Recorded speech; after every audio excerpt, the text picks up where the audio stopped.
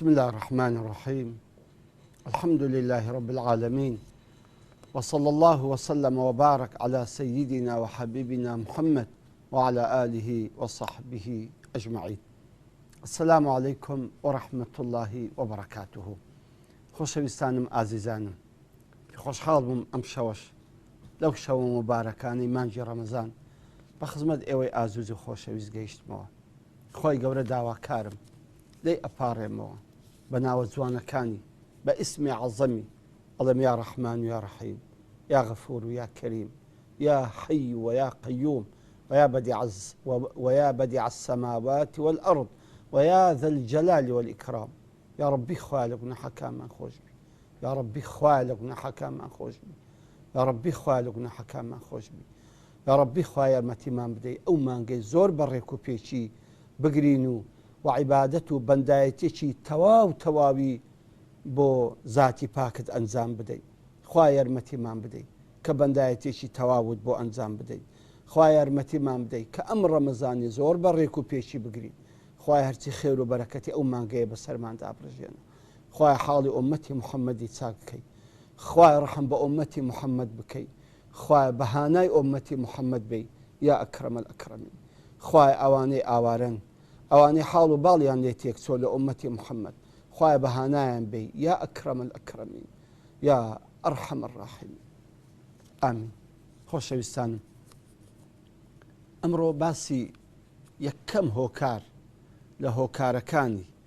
نەمانی بەرەکەت دەکەین، کە بەڕاستی ئێمە ئێستا لە نەمانی بەرەکەتدا دەژین. حەقی خۆشیتی کە یەکەم قسە باسی ئەوە بێ هۆکاری نەمانی بەرەکەت بێ. ئازیزانم، یەکەم هۆکار کە بە نەسی حەدیسی پێغەمبەر صلی الله عليه وسلم و بە نەسی ئایەتی قورئانی کەریم کە بەرەکەت لە ژیان هەردەگری و بەرەکەت لە هەموو شتێک هەردەگری، سەرپێچیکردنی فەرمانی خوا و پێغەمبەری خوایە صلی الله عليه وسلم. یاخود بە وازحتر برێن، گوناح و مەعسیەتە.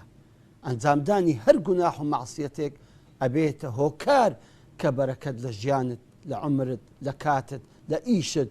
لە مەشغەڵەتت، لە پارە و لە پوڵ و لە ماڵ و منداڵ و خێزانت هەر بگیرێتن. جا بەڕاستی ئەو حەدیسەی پێغەمبەرتان بۆ ئەخوینەوە صلی الله عليه وسلم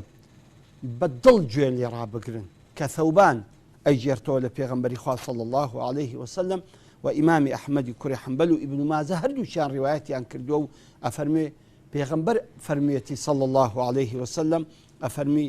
لا يزيد في العمر إلا البر، پاشان دەفەرمی ولا يرد القدر إلا الدعاء وإن الرجل لا يحرم الرزق بالذنب يصيبه. سبحان الله. أو حديث باسي سيشتان دكا يكم دفرمي پیغمبر من عليه الصلاة والسلام أفرمي لا يزيد في العمر إلا البر.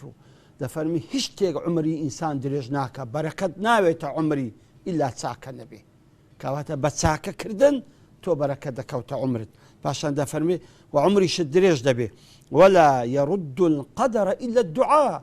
و ئەو بەڵاو موسیبەت و ناخۆشی کە لە قەزا و قەدەردا هەیە و کە بتەوێ بگەڕێتەوە بەسەرت دانێ بە دوعاکردن دەگەڕێتەوە. ئەو مەسئلەی دوڵ و قۆڵە ئیشاڵە گە لە وەختێک بوو باسی دەکەین. ئەوەی کە من مەقسەدمە خەتی لە بن بینم ئەوەیە، دەفەرمی وئین الرەجل لەیحرەم الرزق بالذنب یصیبه. دەفەرمی ئینسانی وا هەیە مەحروم دەبێ لە ڕزقێک کە خوا بۆی داناوە بیداتێ بە هۆکاری گوناحێک کە تووشی دەبی، کە تووشی گوناحێک دەبێ یان گوناحێک ئەنجام دەداتن، یەکسەر ئەم گوناحە دەبێتە هۆکار کە ئەم ڕزقی لەدەست بداتن. دەبزان سوبحان الله کەواتە بەرەکەتی ڕزقت کە نەما، بەرەکەتی مەعیشەت و گوزەرانت کە نەما، بەرەکەتی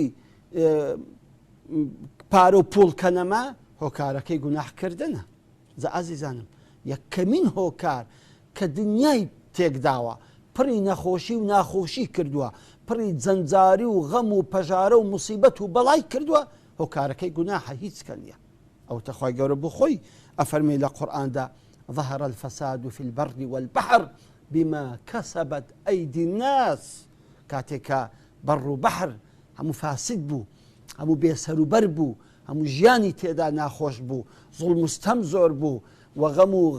غەم و نەخۆشی زۆر بوو سەبەبەکە هۆکارەکە ئەوەیە بما کەسەبەت ئەیدی الناس خەڵک بۆ خۆی مەعسیەت دەکا بۆ خۆی زوڵم دەکا بۆ خۆی ڕیشوەت دەخوا بۆ خۆی حرام دەخوا بۆ خۆی دزی ئەکا گەندەڵی ئەکا هەزار حرام و تەرام دەکا بۆی بژیتن بەڵام لەگەر ئەوەش نازانی ئەو هەموو گوناحانە خڕەبنەوە ژیانی هەمووی خەڵک تێک ئەدەن ژیانی عمومی خەڵک تاڵ ئەکەن ژیانی عمومی خەڵک تووشی دەردەسەری و غەم و پەژارە ئەکەن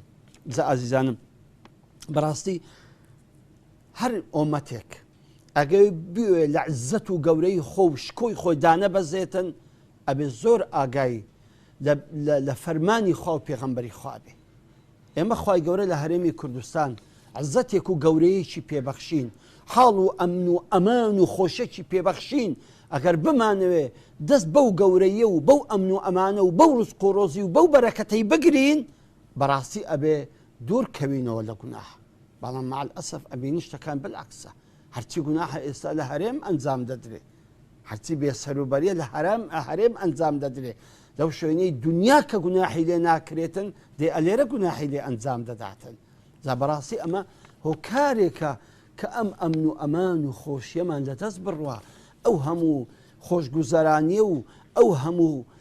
سعادەت و بەختەوەری کە ئێستا ئێمە تێداین لە بەنسبەت خەڵکی تر بەڕاستی لە دەستمان بڕوە بەسەبەب چی؟ بەسەبەب ئەو گوناح و مەعسیەتەی کە دەکرێت کاتێک کە قوبڕس موسڵمانان قوبڕسیان ئازاد کرد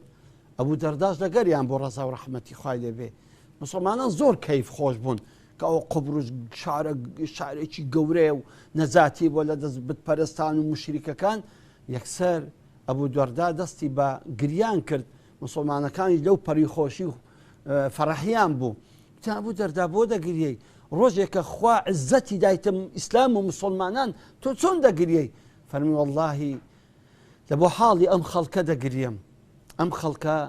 کاتێک کە مەعسیەیان کرد چەند سووک و بێحورمەت دەبن بەرامبەر خودای گەورە ئەو ئومەتە ئومەتێک بوون خەڵک لێیان دەترسان ئەو ئومەتە شان و شەوکەت و قووەت و هێزیان هەبوو بەڵام بزانن تەمەشاکەن کاتێک کە بێفەرمانی خۆیان کرد کاتێک کە بێ ئەمری خۆیان کرد کاتێک کە دەستیان بە گوناح و مەعسیەت کرد بزانە خوای گەورە چۆن بەدەست ئێمە زەلیل و زەبوونی کردوون بۆ حاڵەی دەگریم جا ئازیزانم با ئێمەش بگرین ئەم ناز و نعمەتە ئەو ئەمن و ئەمانە ئەو خۆشیە لە دەستمان نەڕوا بەسەبەب ئەو هەموو مەعسیەت و گوناحی کە دەکرێت ئەگەنا بە خودای ئەو هەموو گوناحانە خڕ ببنەوە ئەبێتە مای تێکچوونی هەموو حاڵ و باڵماندا جا بەڕاستی یەکەم هۆکار کە بەرەکەت لە ژیان ناهێڵێ هۆکاری گوناحە با مەردی خوابین لەو ڕەمەزانەدا وعد بدەینە خوا وعد و بەڵێن و پەیمان بدەینە خوا کە ئێمە دوورکەوینەوە لە گوناح و تۆبەیەکی نەسوح بکەین و لەو مانگەدا ڕەمەزانی لەو مانگەدا لەو چەند ڕۆژەی کە لە ڕەمەزان داین و خۆمان وا لێ ڕابین هیچ گوناح نەکەین نە چاومان نە دەومان نە گوێمان نە دڵمان نە دەستمان نە قاسمان هیچ ئەندامێکمان گوناح نەکا کە گوناحمان نەکرد بەڕاستی لێ ڕادەین لە گوناح نەکردن لێ ڕادەین لە دوورکەوتنەوە لە گوناح لێ ڕادەین لە دوورکەوتنەوە لەو شتانێک کە خوا پێغەمبەری خوا پێیان ناخۆشە و قەدەغەیان کردیە و نەهیان لێ کردووە دەکەواتە تۆ یەک مانگ خەریکی بەردەوام بی لە دووری لە گوناح و خەریک و بەردەوام بی لە عیبادەت و خواپەرستی و سیستەمی ژیانت گۆڕی حتمەن تۆ لە دەورەیەکی ممتاز دەرچووی کە بتوانی باقی یازە مانگەکانیت کە بەو شێوەی کە لەو مانگەدا ژیای و لەو دەورە و فێر بووی لە یازە مانگەکەیدا جێبەجێ بکەی خۆشەویستانم ئەو ئومەتانی کە لێیان تێکچوون ئەو ئومەتانی کە خوا غەزەبی لێگرتن ئەو ئومەتانی کە لە قیمەی عزەت و گەورەییدا سەرشۆڕ بوون و زەلیل بوون و ئاوارە بوون و لێیان تێکچوو واللهی سەبەبەکەی بەس گوناحە إلا بما كسبت أيدي الناس جێبگرن ابن عباسی ڕەزا و ڕەحمەتی خوای لێبێ چ دەفەرمیتن کە زۆر قسەیەکی جوان دەکە سبحان الله ئەفەرمیتە ابن عباس ڕەزا و ڕەحمەتی خوا لەوی و لە بابیشی بی دەفەرمی إن للحسنة ضياء في الوجه ونور في القلب وسعة في الرزق وقوة في البدن ومحبة في قلوب الناس في قلوب الخلق سبحان الله دەفەرمی چاکە پێنج بەرەکەتی تێدایە و گوناحش پێنج غەزەبی تێدایە سبحان الله چاکە پێنج بەرەکەتی تێدایە بەرەکەت یەکەم دەفەرمیتن ضياء في الوجه نورێک و ڕووناچێک دەداتە دەم و چاو چاکەکردن پاشان دەفەرمی وەنوورا في القلب و نور و بەرەکەتێکی نورێک و ڕووناچێکی دەداتە دڵ پاشان دەفەرمی وەسیعة في الرزق ڕزقیشت فراوان دەبی ڕزقیشت بە بەرەکەت دەبی ڕزق ئیش و کارت دەبیتن پاشان دەفەرمی وەقووەة في البەدەن بەدەنیشت بە قووەت و بەهێز دەبی بێتاقەت و بێخڵق و بێهیممەت نابی بەڵکو دائیمەن جسم و لاشت ساغ و دروست و بە قووەتە پاشان دەفەرمی ومحبەة في قلوب الخەڵق بەڕاستی خۆشەویستیشت دەکەوتە ناو دڵی خەڵکی بەڵام وەرە با باسی گوناح بکەین وئینە للسەیئەتی بەڵام گوناحکردن پێنج غەزەبی تێدایە یەکەمی دەفەرمی سەوادەن في الوجه بەڕاستی ڕوو ڕەش دەکا سبحان الله تەماشای ئەوانە بکەین کە گوناح بە بەردەوامی دەکەن کو دەم و چاویان تاریک و قاوەیی دەبی سبحان الله تاریک دەبی قاوەیی دەبی ڕەش دەبیتن لا إله إلا الله یعنی هەست پێ دەکەن ڕەشاتێک دەم و چاوی ئەوەی گرتیە کە خۆی تووشی گوناح کردووە پاشان دەفەرمی وظلمة في القلب دڵیان تاریک دەبی ئەزیزم دڵیان تاریک دەبی دڵ کە دڵ تاریک بوو هەموو وەختێک دڵت توندا هەموو وەختێک لە خۆت بێزاری هەموو وەختێک حەز ناکەی خۆ لە کەس بگەینی کەیفت بە کەس نایە هیچ شتێکی باشت لە بۆ نایە یەک دەقە خۆشی لە ناو دڵ نییە کەیفت بە هیچ شتێک دڵت خۆش نابی ئەو زوڵمەتە ئی گوناحە ئازیزم وەرە گوناح تەرکە بزانە کو خۆشی لە ژیانی خۆ دەبین و چەند دڵخۆش و کامەران دەبی پاشان دەفەرمی ووهنا في البەدەن بێتاقەتیەک دەکەوتە لاشت دەکەوتە جسمت زۆر بێتاقەتی دەرێ بەبی زەلامان کوتاییتیان ئەوها بێتاقەتە هیچ ئایبیشی نییە بەڵام هیچ تاقەتیشی نییە هەوکاری گوناحە ئەوها بێتاقەت و بێهێز و بێتوانای کردی پاشان وەنەقسەن في الرزق ڕزقیش نەقسانی دەکا بێبەرەکەتی دەکا بە هیچ ڕاناکەی دەگاتە بیستی مانجێ مەعاشت خلاص دەبی لە بیست و یەکی دەست بە قەردی دەکەی سبحان الله هەزار پێویستیت پێ ناتوانی ئەو پێویستیانە دابین بکەی هەمووی سەبەبەکەی ئەوەیە کە بەرەکەت لە ڕزقت نەما لە مەعاش و گوزەرانت نەما لە دوکان و لە ئیش و کەسابەتیت نەما بەڵام کابرایەک لەگەڵ تو عینە نەفسێ مەعاشەر دەگری منداڵیشی لە تو زیاترە بەڵام بەشی دەکا و بۆشی دەمێنێتەوە بۆ چکە ئەو گوناح و مەعسیەت ناکە بۆیە خوا بەرەکەت داوێتە ڕزقەوی بەڵام تۆ گوناح و مەعسیەت دەکەی لە خوا ناترسی بۆیە بەرەکەتیش لە ڕزق و ڕۆزی و مەعاش و کەسابەتێکە نامێنێ پاشان دەفەرموویتن ئیبن عەباس وبغضا في قلوب الخلق خەڵکیش ڕچیان لێت دەبتەوە سبحان الله خەڵکیش ڕچیان لێت دەبتەوە کەیفیان پێت نایە حەز ناکەن هەموو شۆت بکەن بە تۆ بن یعنی هیچ کاتێک دەم و چاوت بە دیار نەکەوی ئازیزانم بەڕاستی بەسە ئەو پێنج زەرەرەی ئیبن عەباس فەرمۆی لە کە گوناح تووشی ئێمە دەکا دەم و چاو ڕەش دەکا دڵ تاریک دەکا ڕزقت بێبەرەکەت دەکا و بێتاقەت و بێهەنا و بێتوانات دەکا پاشان خەڵکی ڕەچیان لێت دەبتەوە سبحان الله دەبزان ئازیزم ئەگەر دەگەڕێی لەوەی کە دەم و چاوت منەوەر بێ دەگەڕێی کەوا دڵ و ڕوحت ئاسوودە بێ هەموو کات دڵت خۆش بێ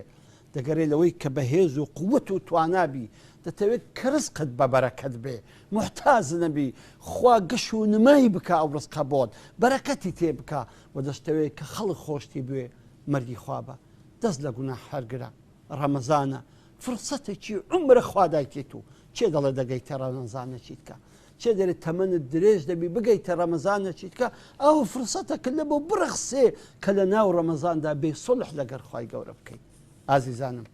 پیاوە ساڵحەکانی پێش ئێمە 6 مانگ پێش ڕەمەزانی دوعایان دەکرد خوا بمانگەیەنە ڕەمەزانی بەڵام ئێمە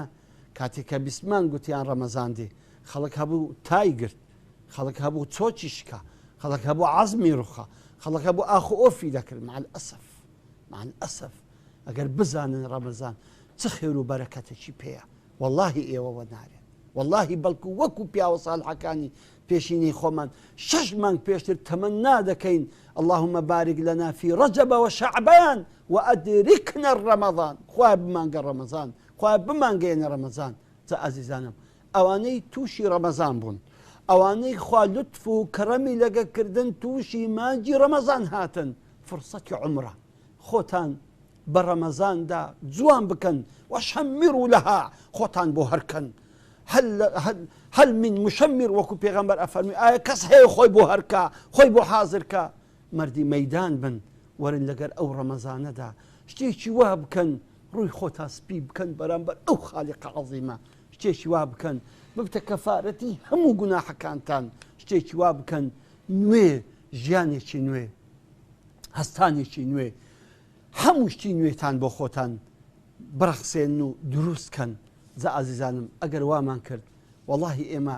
هەرچی خێر و بەرەکەتە ئەگەڕێتەوە هەرچی خۆشیە بۆمان ئەگەڕێتەوە هەرچی فەزل و کەرەم و میهرەبانی خوایە بۆمان ئەگەڕێتەوە وەڵاهی منداڵەکەت بەجێت دەکا خێزانەکەت ئیتاعەت دەکا و بەرەکەت دەکەوتە ڕزق و ڕۆزیت و دوور دەکەیەوە لە هەموو دەرد و ناخۆشی و نەخۆشیێکی بەڵکو هەموو کات دڵت خۆشە و دەم و چاوت ڕوونە و خەڵکیش تۆیان خۆش دەوێتن تاکو حەڵقەیەکی تر و باسێکی تر بەخوای گەورەتان دەسپێرم وەسەلام عەلەیکم وەڕەحمەتوڵڵاهی وبەرەکاتوه